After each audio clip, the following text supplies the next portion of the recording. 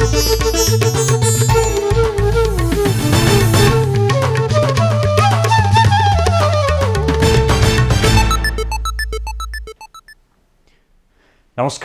यो एभिन्यूज खबरको संकेत हो। तपाईं अहिले एभिन्यूज एट 7 मा हुनुहुन्छ। म सुशील खतिवडा। प्रारम्भमा मूल खबर। मल नपाएपछि धादिङ धुनिबेसेका स्थानीय आक्रोशित। भन्सार छलेर ल्याएको 2 ट्रक मल कब्जा।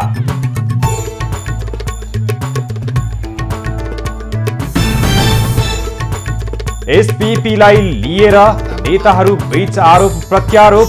सेनाले सोझै पत्राचार गरेको विषय गम्भीर भएकाले सत्य तथ्य बाहिर ल्याउन माग। राष्ट्रको लागि सुन्दर संकेत हो। महोत्तरीमा मिटर ब्याजे धन्दाले गरिब निमुखाको बिल्ली बाट। प्रहरी प्रशासन र अदालतसम्म मिलाएर जग्गा हडप्ने गरेको खुलासा। पेट्रोलियम पदार्थको मूल्य आकाशिँदै। करको भार र स्वचालित मूल्य प्रणालीले उपभोक्ता मारमा। अझै मूल्य बढ्न सक्ने निगमको संकेत।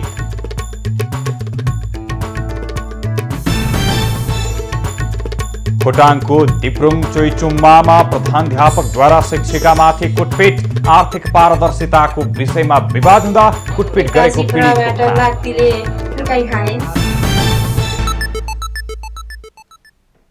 अब खबरको सिलसिला प्रारम्भ गरौं। धादिङमा मल कब्जा सम्बन्धी प्रसङ्गबाट। बाली नाली लगाउने मुख्य समयमा रासायनिक मलको चरम अभाव भएपछि धादिङका किसानले 2 ट्रक रासायनिक मल जफत गरेका छन्। शनिबार धादिङको धारके बजारमा रासायनिक मल बोकेको 2वटा ट्रक नियन्त्रणमा लिएर किसानहरूले मल लगेका हुन्।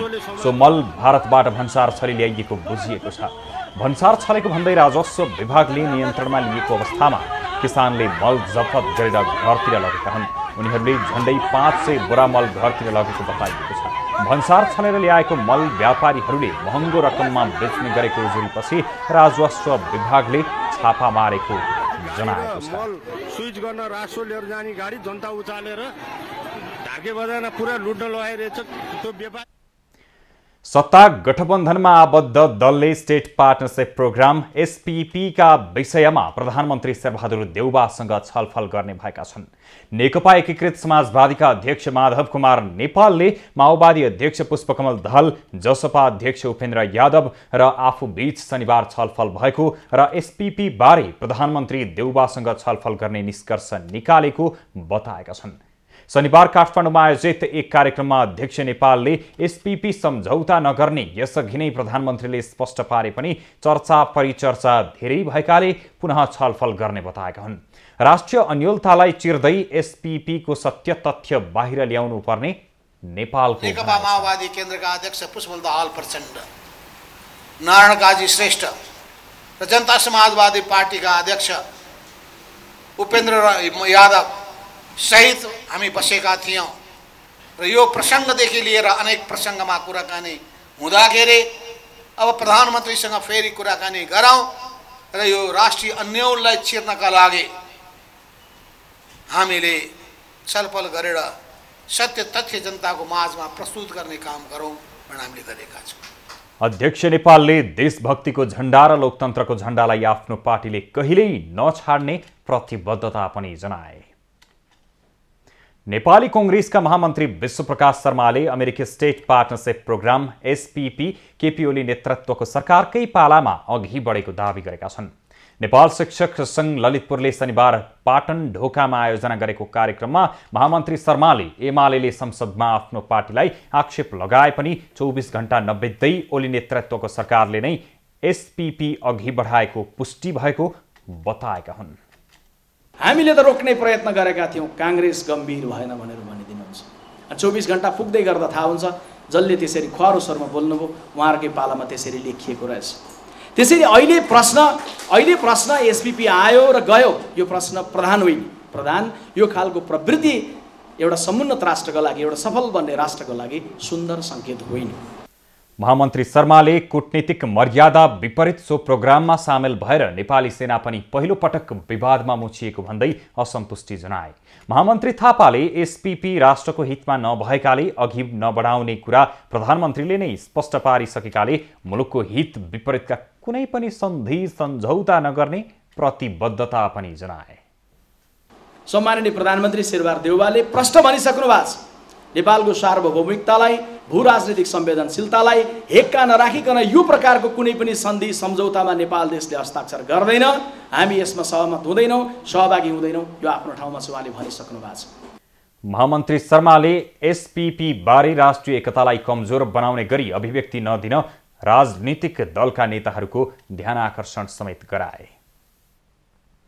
नेकपा माओवादी केन्द्रका नेता नारायण काजे श्रेष्ठले अमेरिकी एसपीपी रणनीतिक सैन्य साझेदारी भएको दावी गरेका छन्।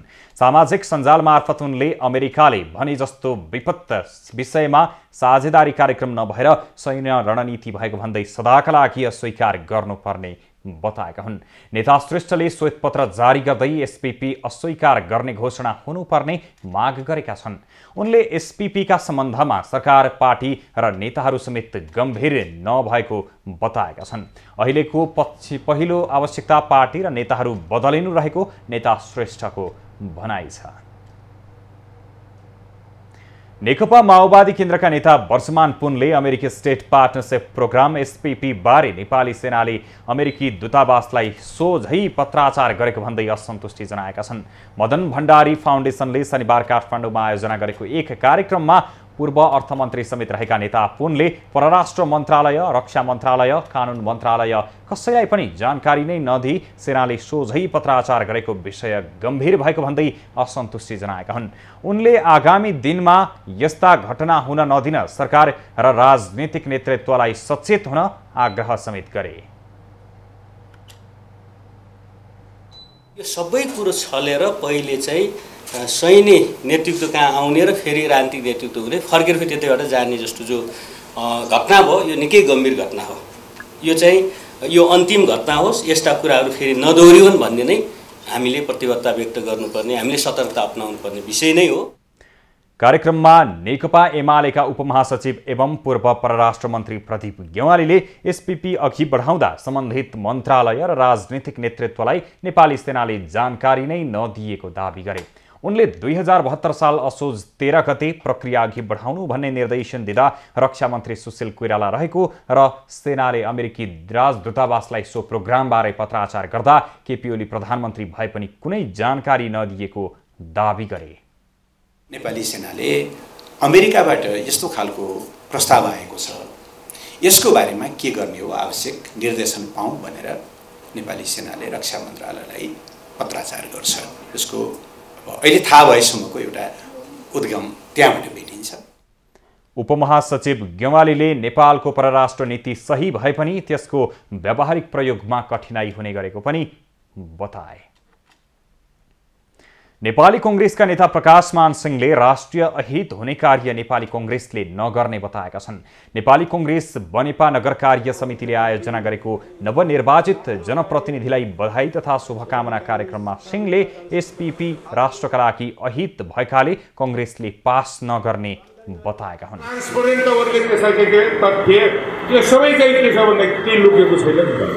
कसको पालामा के भयो भन्ने कुरा त सबै थाहा छ।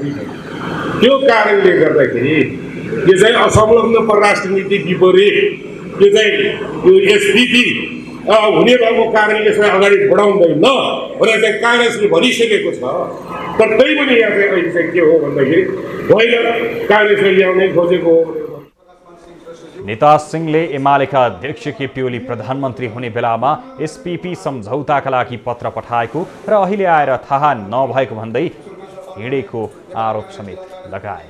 यो कार्यक्रम किन र के औचित्यका लागि हामी राख्न अगाडि नेपाली कांग्रेस काभ्रे जिल्ला कांग्रेस। खबरको सिलसिला अझै जारी छ, हामीसँगै रहनुहोला। अब बाँकी खबर। सुक्खा पहिरो खसेपछि अवरुद्ध भएको नारायणगढ मुगलिन सडक खण्ड सुचारू भएको छ। चितवनको इच्छाकामना गाउँपालिका 4 किलोमा माथिबाट सुक्खा पहिरो झरेपछि सडक अवरुद्ध भएको थियो।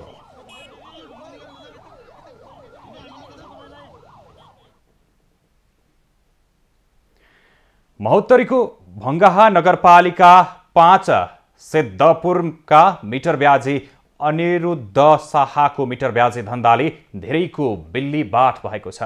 स्थानीय प्रशासन, प्रहरी, जनप्रतिनिधि र अदालतलाई समेत प्रभावमा पारेर मिटर ब्याजी धन्दा चलाउँदै कानुनी प्रक्रिया पुर्याएरै घर जग्गा समेत हडप्ने शाहको धन्दाले अझै कतिपयलाई बिल्लीबाट बनाउने हो, टुङ्गो छैन। विशेष खबरको साथमा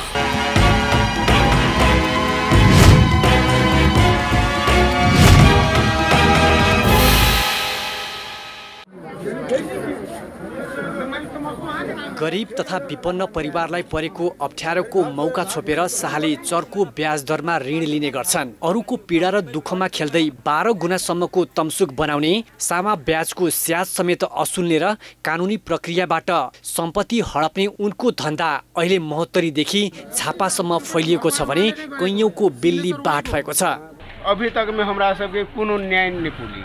न्याय पावे के लागे अभी तक में वही जैसे घुमा फिरा कर उन्हर करे करोड़ों रुपया के माने हमरा सबके 14 आदमी में हेरा फेरी क दल महज अभी दली नहीं मुद्दा उठबे के तमस भरपाई दे के भरपाइयो देने है तो ओकरो भी कोनो अभी तक मूल्यांकन नहीं कर। जिल्ला अदालत महोत्तरीमा अनिरुद्धले लेनदेनको धेरै मुद्दा चलाएका छन्। अहिले पनि अदालतमा 27 वटा लेनदेनको मुद्दा रहेको छ। 10 वटा मुद्दामा अनिरुद्धले ऋणीसँग ब्याजको स्याज र जग्गा समेत हडपेका छन्। सञ्जिला देवी समेत 14 जनाको बाट ठगीको विषयमा जारी दर्ता भई सो मुद्दामा अनुसन्धान भई यस अदालतमा 78/10/28 मा अभियोग दर्ता हुन आयो। उनले गाउँका सोझा साझा गरिबहरूलाई पहिला नै घर घरेडी पास गरेर अर्थात् दृष्टिबन्धक राखेर ऋण दिन्छन्, जसको छिनोफानो उनको आफ्नै हातबाट हुन्छ। कतिपय महिला ऋणीलाई त उठीबास लगाइदिने भन्दै यौन धन्दाका लागि दबाब दिने गरेको समेत पाइएको छ। उनका कुकृत्य विरुद्ध अदालत र प्रहरी प्रशासनमा उजुरी पनि नपरेका होइनन्, तर प्रहरी प्रशासनले उनलाई पक्राउ गरेर कारबाही गर्ने हिम्मत गर्दैनन्। अहिले पनि फेरि केही व्यक्तिहरू हामी पीडित भयौँ। उनले हामीलाई मिटर ब्याजमा चाहिँ ठगेका छन्। पैसा लिएर त्योभन्दा धेरै असुल गरिसके पछाडि पनि कागजात फिर्ता नगरेको, मुद्दा हालेको, दुःख दिएको, जग्गा जमिन हडपेको भन्ने खालका उजुरीहरू आउन थालेको छ। अब त्यो वास्तविकता के रहेछ, यदि त्यो खालको अवस्था देखियो भने हामी कानुनअनुसार कारबाही गर्छौँ। मिटर ब्याजी अनिरुद्ध शाहले सर्वसाधारणमाथि जति नै बेइमानी गरेर लुट मचाउँदा समेत सरकारी वकिल तथा स्थानीय प्रहरी प्रशासनले आर्थिक चलखेल गरी मुद्दा कमजोर बनाउँदा पीडितले न्याय पाउन सकेका छैनन्। सरकारी वकिलका प्रमुखज्यूलाई भन्न चाहन्छु कि एकजनाको चल्थे सारा समाजलाई कलङ्कित गर्ने काम तपाईँ नगरिदिनुहोस्। यो मुद्दालाई गहन तरिकाले छानबिन गरेर दोषी छ भने कारबाही गरिदिनुहोस्, दोषी छैन भने म तपाईले कसैलाई कुनै व्यक्तिलाई फसाउन पनि भन्न। मुलुकी ऐन लेनदेन सम्बन्धी महलको दफा 6 र 7 ले 10% सामा बराबर भन्दा बढी ब्याज लिन नपाइने व्यवस्था गरेको छ। तर कानुनको धज्जी उडाउँदै खुलेआम गरिबको पीडामा खेलेर उठीबास लगाउने मिटर ब्याजी शाहलाई कसले गर्ने कारबाही? कमलेश मण्डल, महोत्तरी।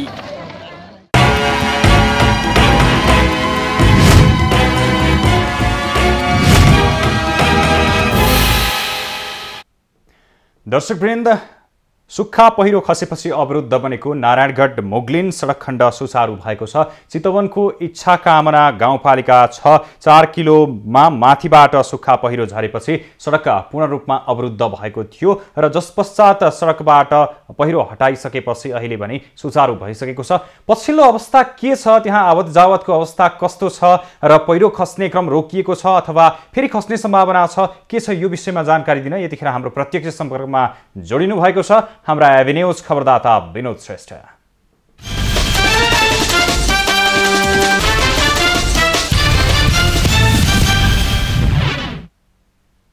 विनोद, 4 किलोमा खसेको सुक्खा पहिरो यतिखेर पन्साएर फेरि पनि दुईतर्फी रूपमै गाडी सञ्चालन भइरहेको छ भनिएको छ।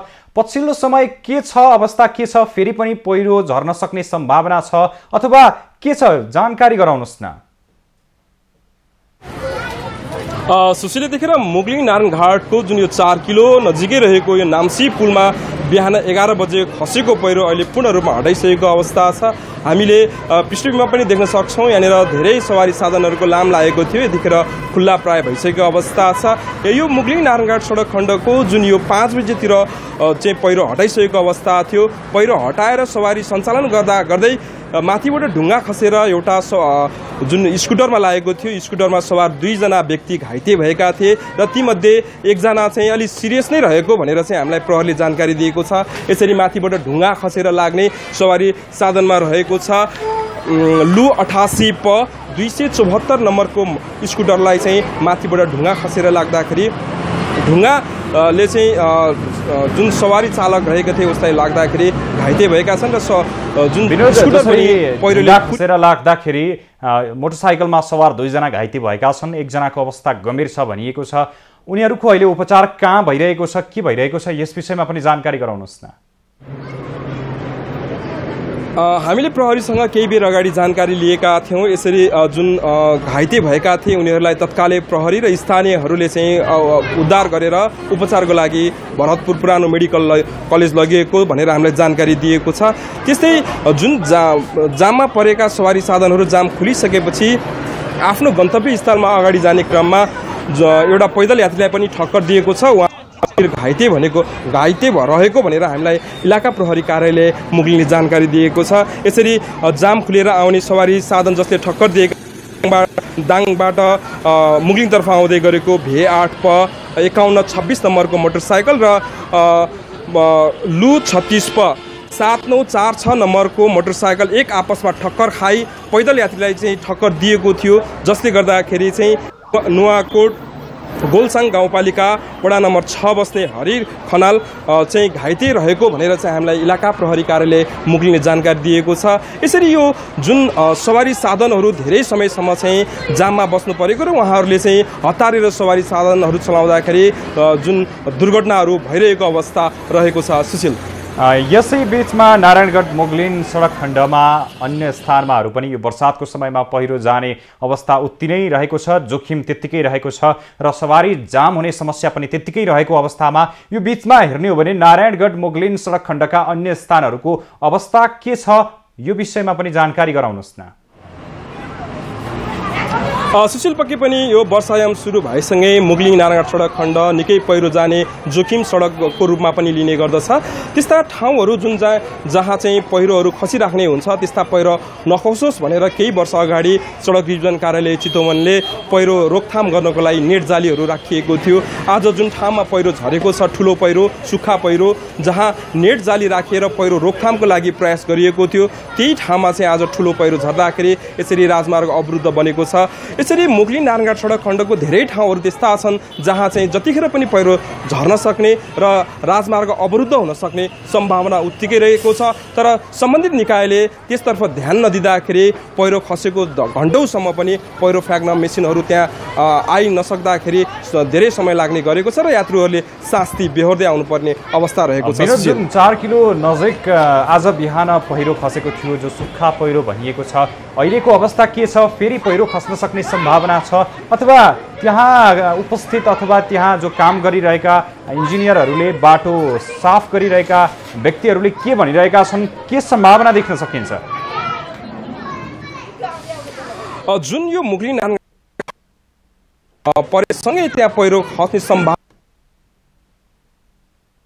परेको छैन। तर अहिलेको मौसम हामीले यहाँ मुगलिङ बजारमा देखिरहेका छौँ। यहाँनिर चाहिँ पानी अहिले पक्कै पर्नेछ। पानी परिसकेपछि त्यो ठाउँमा जुन मुगलिङ नारायणगढ सडक खण्डमा पहिरो जान सक्ने सम्भावना उत्तिकै रहेको हुँदा प्रहरीले पनि केही बेर अगाडि सकेसम्म यो राजमार्ग भएर यात्रा नगर्नुहोला, यदि गर्नै पर्ने भए पनि सडकको अवस्था जानकारी लिएर मात्र यातायात गर्नु हुनको लागि पनि अनुरोध गरेको अवस्था छ।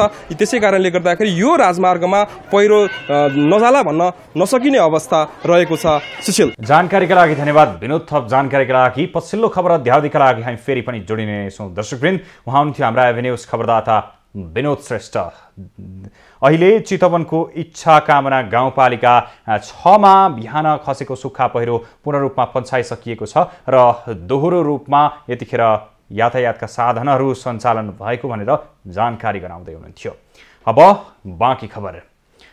खोटाङको एक प्राथमिक विद्यालयमा आर्थिक पारदर्शिताको विषयमा विवाद हुँदा प्रधानाध्यापकले शिक्षिकालाई हातपात गरेका छन्। दिप्रुङ चुइचुममा गाउँपालिका 2 डाँडागाउँ स्थित साक्षरता प्राविका शिक्षिका गोमा कार्कीले आर्थिक पारदर्शिताको कुरा उठाएपछि प्रधानाध्यापक लक्ष्मी पौडेल हातपातमै उत्रिएकी हुन्। विद्यालय व्यवस्थापन समितिको बैठकमा भएको हातपातबाट शिक्षिका कार्की गम्भीर घाइते भएकी छिन्। विद्यालयको आय व्ययका बारेमा जिज्ञासा राख्न आफूमाथि कुटपिट भएको शिक्षिका कार्कीले बताए। अनि उनीहरूले नि घरमै निर्णय गरेर बैठक पुस्तिका पनि निर्णय गरेर ल्याउँथे अनि सही गर्न जबरजस्ती लाउने। तर अब विद्यालयको हिसाबमा खातामा पैसा पनि नभएकाले मैले खोज्दाखेरि अनि मैले 81 प्रबाट लात्तीले कुटाइ खाएँ, नराम्रो गरेँ। कुटपिटबाट गम्भीर घाइते भएकी कार्कीलाई शुक्रबार उपचारका लागि जिल्ला अस्पताल लगिएको थियो। निरन्तर पेट दुख्ने र पिसाब नरोकिने समस्या देखिएपछि घाइते कार्कीलाई जिल्ला अस्पतालले नोबेल अस्पताल विराटनगर रेफर गरेको छ। शिक्षिका कार्कीले पाठ्यपुस्तक, मसलन्द, मर्मत, त्यस्तै छात्रवृत्ति, दिवा खाजा लगायतका विषयमा खर्च भएको 1,32,931 रुपैयाँको हिसाब किताब मागेपछि हातपात भएको हो।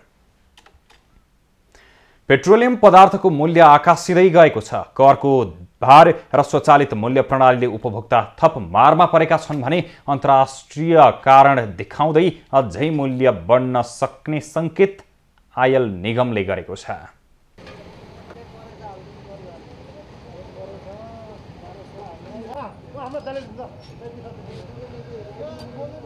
पछिल्लो समय पेट्रोलियम पदार्थको मूल्य लगातार उकालो लागेको छ। अस्वाभाविक रूपमा मूल्य वृद्धि भइरहँदा उपभोक्ता चरम मारमा परेका छन्। इन्डियन आयल कर्पोरेसन आइओसीले महिनाको 1 र 15 तारिकमा पेट्रोलियम पदार्थको नयाँ मूल्य सूची नेपाललाई पठाउने गर्दछ। तर पछिल्लो समय मूल्य घटेर आयो भन्ने खबर उपभोक्ताले सुन्न पाएका छैनन्। जति पटक मूल्य सूची आउँछ बढेरै आइरहेको हुन्छ।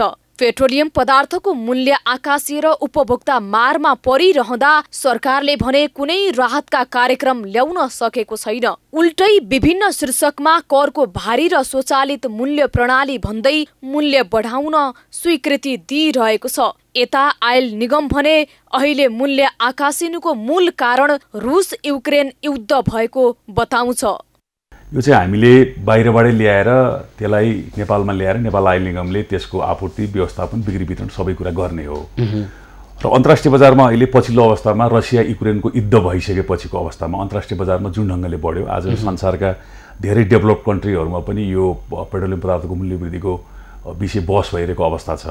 त्यसकारणले यो अन्तर्राष्ट्रिय बजार बढेको कारणले हामी मूल्य वृद्धि बढाउन पनि बाध्य भएका हौँ। आइओसीले पठाएको नयाँ मूल्य सूची अनुसार पेट्रोल प्रति लिटर 6 रुपैयाँ 52 पैसा, डिजेल 19 रुपैयाँ 3 पैसा र हवाई इन्धन प्रति लिटर 19 रुपैयाँ 91 पैसाले बढेर आएको छ। नयाँ मूल्य सूची अनुसार पेट्रोलमा प्रति लिटर 31 रुपैयाँ, डिजेलमा प्रति लिटर 37 रुपैयाँ 16 पैसा र एलपी ग्यासमा प्रति सिलिन्डर 751 रुपैयाँ घाटा हुने निगमको दाबी छ। यसैलाई आधार बनाएर निगमले पुनः मूल्य वृद्धि गर्ने संकेत गरेको छ। पेट्रोलको 31 रुपैयाँ घाटा छ, डिजेलको 37 रुपैयाँ घाटा छ। नेपाल आयल निगमले यो विषयमा मूल्य वृद्धि नगरी उपाय नै छैन। पूर्ति कसले गरिदिन्छ भन्दा नि उपाय नै छैन। परल मूल्यमा हामी जान बाध्य हुन्छौँ। पेट्रोलियम पदार्थमा भएको मूल्य वृद्धिले ढुवानी लागत समेत बढ्न गई दैनिक उपभोग्य सामग्रीको मूल्य समेत बढ्दा उपभोक्ता मारमा परेका छन्। आम उपभोक्ताको हितलाई मध्यनजर गरी सरकारले पेट्रोलियम पदार्थमा लगाइएको अन्य करहरू घटाएरै भए पनि मूल्य वृद्धि नियन्त्रण गर्न जरुरी छ। प्रधानमन्त्री शेरबहादुर देउवाले प्रशासनिक कामका लागि जनताले दिनहुँ कार्यालय धाउनुपर्ने समस्या अन्त्यका लागि केन्द्र, प्रदेश र स्थानीय तहबाट पहल भइरहेको बताएका छन्। शनिबार बिहान कैलालीमा धनगढी उपमहानगरपालिकाको नवनिर्मित भवनको उद्घाटन गर्दै प्रधानमन्त्री देउवाले एउटै कामका लागि दिनहुँ कार्यालय धाउनुपर्ने बाध्यता अन्त्यका लागि पहल भइरहेको बताएका हुन्। प्रधानमन्त्री देउवाले मन्त्री परिषदबाट निर्णय गरी आवश्यक ऐन र कार्यविधि बनाएर गेटा मेडिकल कलेजलाई प्रतिष्ठानको रूपमा अगाडि बढाउने प्रतिबद्धता पनि जनताका कामहरु चाहिँ छिटो छिटोबाट काम गर्नदेखिलाई आज आएको छ, फेरि भोलि आऊ, भोलि आएपछि पछि आऊ, त्यस्तो बेला आउन साथै काम गर्ने परिपाटी यहाँ चाहिँ गर्नु पर्यो। यो चाहिँ प्रदेश सरकार, नगरपालिका, सबैले चाहिँ आफूलाई अधिकार राख्न ठाउँ सुत्या चाहिँ सबैले राम्रोसँग काम गरेर खेल्नमा चाहिँ पुरा विषय अरू कुरा समस्या छ। प्रधानमन्त्री देउबाले धनगढीको समृद्धिका लागि सरकार लागि परेको भन्दै त्यसका लागि जनताले पनि साथ दिनुपर्ने बताएका छन्। उपराष्ट्रपति नन्दबहादुर पुनले सञ्चार तथा सूचना प्रविधिको विकासलाई राज्यले उच्च प्राथमिकतामा राख्नुपर्ने बताएका छन्। आईसीटी फाउन्डेसन नेपालले शनिबार काठमाडौँमा आयोजना गरेको कार्यक्रममा उपराष्ट्रपति पुनले आईसीटी क्षेत्रको तीव्र विकासका निम्ति राज्यले योजनाबद्ध रूपमा कार्य अघि बढाउनुपर्ने बताएका हुन्। उनले सरकारले सार्वजनिक गरेको डिजिटल नेपाल फ्रेमवर्कको सपना पूरा गर्ने लक्ष्य अनुरूप गतिविधि अगाडि बढाउनु पर्नेमा जोड दिए। डिजिटल प्रविधिमा कहाँ पुगिसकेका छौँ, त्यस्तै नेपाल सूचना तथा सञ्चार प्रविधि र मोबाइल प्रयोगको हिसाबले हामी अलि पछाडि छौँ र नेपालमा सन् 1993 मा नै इन्टरनेट सेवा भित्रिएको थियो। कार्यक्रममा सञ्चार तथा सूचना प्रविधि मन्त्री ज्ञानेन्द्र बहादुर कार्कीले सरकारले सूचना प्रविधि र सञ्चार प्रविधिको विकाससँगै शासकीय सुधार र सुशासनको अभिवृद्धिलाई विशेष जोड सूचना प्रविधिको विकास र विस्तारका लागि नीतिगत तथा कानुनी पूर्वाधार तयार गरिएको छ। राष्ट्रिय साइबर सुरक्षा रणनीति 2078 को मसौदालाई अन्तिम रूप दिएको छ। छिट्टै यो नीति कार्यान्वयनमा आउनेछ। आइतबारसम्म सञ्चालन हुने कार्यक्रममा नेपालको सूचना प्रविधिको क्षेत्रको विकास र विस्तारका लागि नीतिगत तथा कार्यान्वयनको विश्लेषण र भावी कदमबारे छलफल हुने बताइएको छ। धनगढीको सबैभन्दा समस्याका रूपमा लिइएको डुबानका लागि उपमहानगरपालिकाले पहल थालेको छ। सोही क्रममा धनगढी उपमहानगरपालिका वडा नम्बर 5 तारानगर बाल बिहानीबाट खोला नाला अतिक्रमण हटाउन थालिएको छ। प्राकृतिक बहावलाई रोक्ने गरी बनाइएका संरचना सूचना दिएर नै भत्काउन सुरु गरेको उपमहानगरपालिकाले जनाए। यो कार्यक्रम हामी निरन्तर गर्छौं। यसमा आम नागरिकले जसरी अहिले सहयोग दिनुभएको छ, जसरी समर्थन जनाइरहनु भएको छ, कसैले आएर समर्थन, कसैले टेलिफोन, कसैले समातिन, यो हाम्रो लागि ठुलो शक्ति हो र प्रेरणा हो। धनगढी डुबानको मुख्य कारण खोला नाला अतिक्रमण मानिएको छ। डुबानको समस्यालाई समाधान गर्नका लागि सबैभन्दा पहिले प्राकृतिक खुला र खोलालाई पुरानै बहावमा बग्न दिने तयारी छ। धनगढी हरेक वर्ष वर्षातमा डुबानमा पर्ने गरेको छ। सरकारले तोकेको दरबन्दी अनुसार चिकित्सक नहुँदा धौलागिरी अस्पताल बागलुङको सेवा प्रभावित भएको छ। सरकारले जनतालाई सस्तो सर्वसुलभ स्वास्थ्य सेवा दिने प्रतिबद्धता जनाइरहेका बेला भएको जनशक्ति समेत अन्यत्र सरुवा गरिएपछि अस्पतालको सेवा प्रभावित भएको हो। धौलागिरी अस्पताल बागलुङको स्तरोन्नति गर्ने चर्चा चलिरहेका बेला अस्पतालमा रहेका चिकित्सक र स्वास्थ्य कर्मीहरूको धमाधम सरुवा भएपछि अस्पताल जनशक्तिविहीन बन्दै गएको छ। अस्पतालमा दरबन्दी अनुसार चिकित्सक नभएपछि उपचारका लागि आएका बिरामीले समयमै उपचार गराउन पाएका छैनन् भने रिपोर्ट देखाउन समेत घण्टौं कुर्नुपर्ने बाध्यता छ। पिसाबको पनि लिएर आएको छ। पछि डाक्टर साहब आउनुहुन्छ अनि अब रिपोर्ट देखाउन बसेको। डाक्टर साहब आएपछि रिपोर्ट देखाउने हो। 2 बजे भनेर बोलाउनु भयो। 1 घण्टा पनि रिपोर्ट देखाउन पाउनु भएन। के भन्छन् त? डाक्टर आउनुहुन्छ। 18 जना विशेषज्ञ चिकित्सकको दरबन्दी भएको अस्पतालमा अहिले 1 जना पनि दक्ष चिकित्सक नहुँदा उपचारका लागि आउने बिरामीलाई मर्का परेको छ। पहिले संघीय सरकारको मातहतमा रहेको अस्पताल अहिले गण्डकी प्रदेश सरकारको मातहतमा आएपछि मौजुदा जनशक्ति समेत रित्तिएको अस्पताल प्रशासनले जनाएको छ। यद्यपि हाम्रोमा अहिले छात्रवृत्ति करारबाट नेपाल सरकारले छात्रवृत्ति प्रदान गर्नलाई कन्सल्टेन्ट डाक्टर प्लस मेडिकल अफिसरलाई पनि पठाउने गरेको छ। 2066 सालमा जिल्ला अस्पतालबाट अञ्चल अस्पतालमा स्तरोन्नति भएको अस्पतालमा अहिले पनि पुरानो दरबन्दी छ। 50 शय्या क्षमताको अस्पतालका लागि निर्धारण गरिएको 78 जनाको दरबन्दी मध्ये आधा जनशक्ति मात्र रहेपछि सेवा दिन कठिनाई भएको छ। मेडिकल अफिसर डाक्टर साहबहरू चाहिँ एकदमै कम मात्रामा छ। 4-5 जना मात्रै जो चाहिँ हाम्रो इमर्जेन्सी चलाउन मात्रै सफिसियन्ट हुनुहुन्छ। जनशक्ति नहुँदा अस्पतालको आकस्मिक कक्ष, सघन उपचार कक्ष र आइसोलेसन कक्ष सञ्चालनमै कठिनाई हुँदा पनि सम्बन्धित निकायले चासो नदिनु विडम्बनापूर्ण देखिन्छ। जनशक्ति नहुँदा अस्पतालको आकस्मिक कक्ष, सघन उपचार कक्ष र आइसोलेसन कक्ष सञ्चालनमै कठिनाई हुँदा पनि सम्बन्धित निकायले चासो नदिनु विडम्बनापूर्ण छ। एभी न्यूज खबरका लागि बागलुङबाट राजेश चन्द्र राजभण्डारी, बागलुङ। आरके इन्टरटेनमेन्टले मिस ग्रान्ड नेपालको 5औं सिजनका लागि आवेदन खुलाएको छ। काठमाडौँको ठमेलमा शनिबार पत्रकार सम्मेलन गरी इन्टरटेनमेन्टले आवेदन खुलेको औपचारिक घोषणा गरेको हो। प्रतियोगितामा सहभागी हुन देशभरका 16 देखि 25 वर्ष उमेर पुगेका, नेपाली नागरिकता भएका तथा एसईई पास गरेका युवतीहरूले आवेदन दिन पाउनेछन्।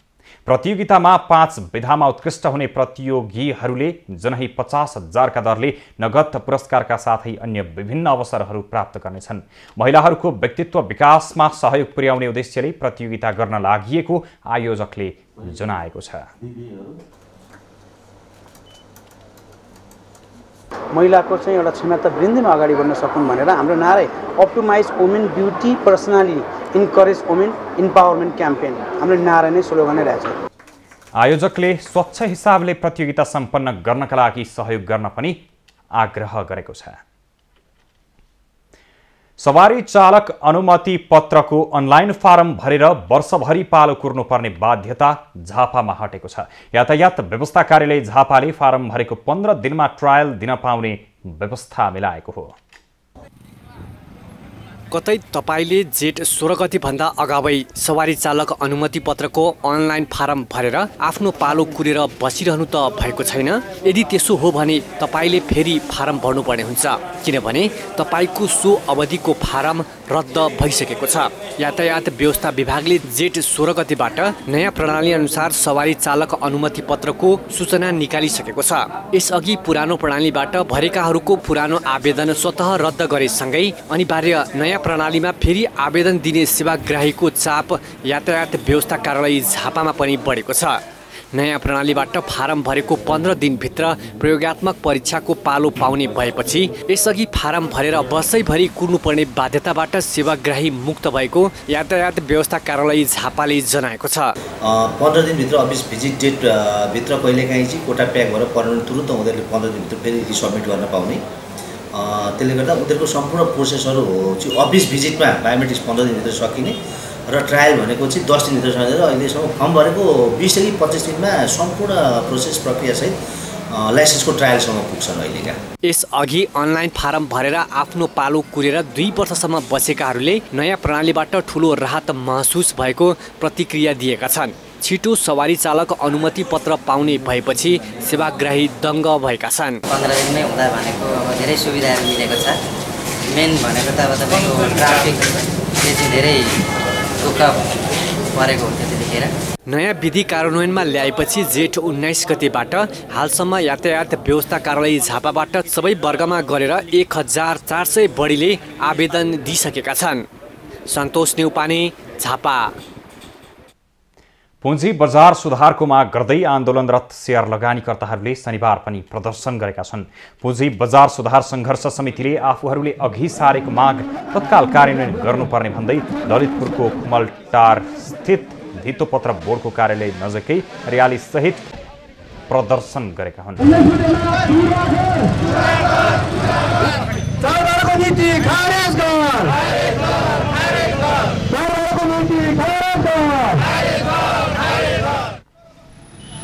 पुँजी बजार सुधारको माग सहित लगानीकर्ता सङ्घर्ष समितिका संयोजक तिलक कोइराला विगत 4 दिनदेखि अनसनमा छन्। अनसनमा बसेका कोइरालाको स्वास्थ्य अवस्था कमजोर बन्दा समेत सरकारले ध्यान नदिएको भन्दै उनीहरूले आक्रोश समेत व्यक्त गरेका छन्। नेपाली साहित्यमा युवाहरूको सहभागिता कम भयो भन्ने बहस चलिरहँदा पछिल्लो समय युवा पुस्ताको बाक्लो उपस्थिति देखिन थालेको छ। राजधानीमा हुने विभिन्न साहित्यिक कार्यक्रममा सहभागी हुने युवाहरूको जमात बढेको देखिन्छ। होली जस्तै रङ्गीन जीवन हुनेछ भन्थ्यो, अचेल के सोच्दो हो मेरो सम्राट मलाई हेरेर? प्राय नेपालीहरूको शनिबारको दिन सरसफाई र घुमघाममा बित्छ, तर साहित्यमा रुचि राख्ने युवाहरूलाई शनिबारको दिन पनि फुर्सद हुँदैन। उनीहरूलाई आफ्नो काम सकाएर कार्यक्रम जान चटारो हुन्छ। आफ्ना सबै काम भ्याएर उनीहरू विभिन्न सङ्घ संस्थाले आयोजना गरेका रचना वाचन कार्यक्रममा पुगिहाल्छन्। त्यो शनिबारको दिन खासमा सबैको छुट्टी पनि हुन्छ। हामी शुक्रबारको दिन हाम्रो कलेजमा पनि साहित्य कार्यक्रम गर्छौँ। एकदमै राम्रो रुचि छ साहित्यप्रति धेरैजनाको हो। अनि शनिबारको दिन यस्तै कार्यक्रममा गएर बिताउने गरिन्छ। युवाहरूले हप्ताभरिको थकान मेट्ने, एक अर्काका रचना सुन्ने सुनाउने दिनको रूपमा शनिबारलाई लिएको पाइन्छ। प्रायः जसो म चाहिँ साहित्यिक मान्छेहरूसँग नै आफ्नो शनिबार एउटा बिदाको दिन गफ गरेर भलाकुसारी गरेर कसैका गजलहरू सुनेर आफूले पनि सुनाएर होइन, कतै चिया खाँदै कतै पार्कतिर बसेर प्रायः जसो एउटा महत्त्वपूर्ण एउटा सिकाइ को रूपमा नै म आफ्नो बिदालाई व्यतीत गर्ने गर्छु। साहित्यलाई समाजको ऐना पनि भन्ने गरिन्छ। समाजमा घटेका घटनाहरूको प्रतिबिम्ब सर्जकको सृजनामा देखिन्छ। युवाहरू आफ्ना सृजनामा समसामयिक विषय र प्रेमिल भावहरू समेट्न रुचि राख्छन्। युवा पुस्ताले साहित्यमा रुचि राख्ने क्रम बढ्दै गएको र राम्रा सृजना गर्ने गरेको अग्रज साहित्यकारहरू बताउँछन्। अब नयाँ नयाँ भाइ बहिनीहरू राम्रो लेखिराख्नु भएको छ, सम्भावना धेरै देखेको छु। भोलिको नेपाली साहित्य सायद उहाँहरूको काँधमा छ। विशेष गरी अन्य विधाको तुलनामा गजल, मुक्तक, कविता लेखन र वाचनमा युवाहरूको आकर्षण बढेको पाइन्छ। साहित्यमा त युवाहरूको एकदम राम्रो आकर्षण छ। युवा पुस्तामा साहित्यमा पनि कविता अनि मुक्तक गजलमा त एकदम धेरै नै आकर्षण देख्छु मैले। काठमाडौँको सर्वनाम थिएटरमा हुने महाफिल लगायत अन्य साहित्यिक संस्थाहरूले गर्ने साहित्यिक कार्यक्रमहरू युवाहरूको रोजाइमा पर्ने गरेको छ। क्यामेरामा प्रवीण सिलवालका साथमा निशा देउजाको रिपोर्ट। ललितपुरको गोदावारीमा 3 दिने नगरस्तरीय रोभर रेन्जर क्याम्प सुरु भएको छ। गोदावारी स्थानीय स्काउट कार्यालयको आयोजनामा पहिलो पटक गोदावारी नगरस्तरीय रोभर रेन्जर क्याम्प सुरु भएको हो। स्थानीय तहमा स्काउटको अधिकार प्रत्यायोजन भएसँगै पहिलोपल्ट गोदावारी नगरपालिकाले स्काउट शिविरको आयोजना गरेको हो। कार्यक्रमको उद्घाटन गर्दै गोदावारी नगरपालिकाका प्रमुख गजेन्द्र महर्जनले नगरपालिकाले विगतदेखि नै स्काउटसँग सहकार्य गर्दै आएको र आगामी दिनमा पनि सहकार्यलाई थप प्रगाढ बनाएर अघि बढ्ने बताए। चाहे कुनै भूकम्प अथवा कुनै विपदको व्यवस्था, चाहे कुनै मेला पर्वमा तपाईँ स्वयंसेवक रूपमा जहाँ पनि खतिरहेको हामीले पाएका छौँ। नगरपालिकाले गर्ने सहयोगमा कुनै पनि कमी हुने छैन। हामीले विगतमा जुन अनुदान बजेटको व्यवस्थापन गरेर तपाईँलाई सहयोग पुर्याउँदै आएका छौँ र निकट भविष्यमा फेरि बजेटको हामी तयारी गर्दैछौँ। 3 दिने क्याम्पमा सामुदायिक विद्यालयका विद्यार्थीलाई विपदका बेला गर्नुपर्ने तालिमका साथै सैद्धान्तिक र व्यावहारिक ज्ञान सहितको स्काउट शिक्षा दिइनेछ। खबरको सिलसिला अझै जारी छ, हामीसँगै रहनुहोला। अब पालो खास खास खबरको।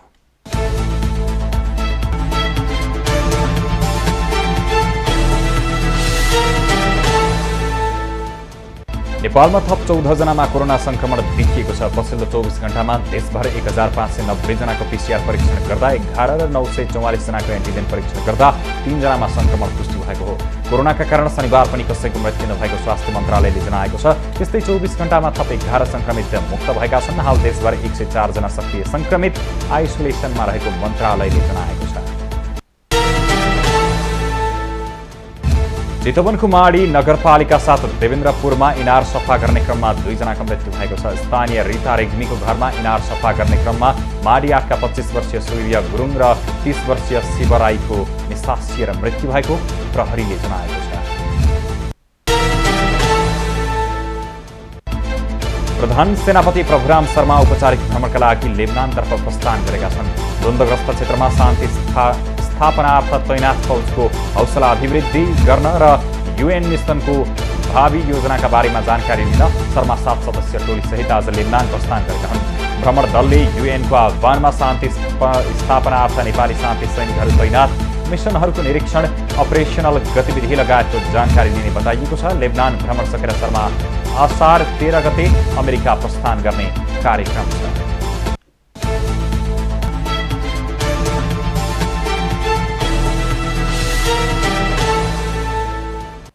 अब पालो एभेन्यूज एट मौसमको।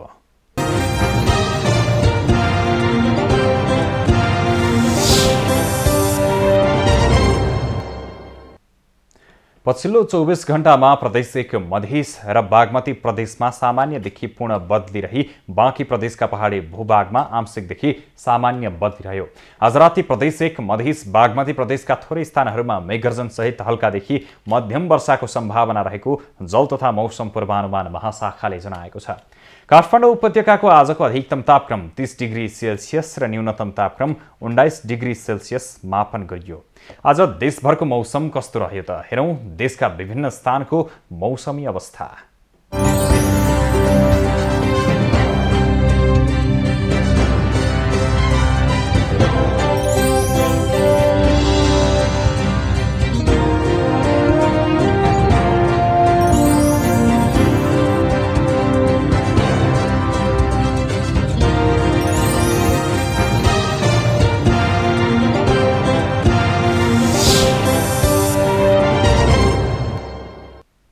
अहिलेलाई खबरको क्रम यति नै। एभेन्यूज खबरका सहित अन्य विस्तृत खबरका लागि www.avenews.tv लगइन गर्न सक्नुहुनेछ।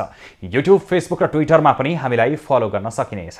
खबरभित्रको खबरका लागि हेर्दै रहनुहोला एभेन्यूज खबर। नमस्कार।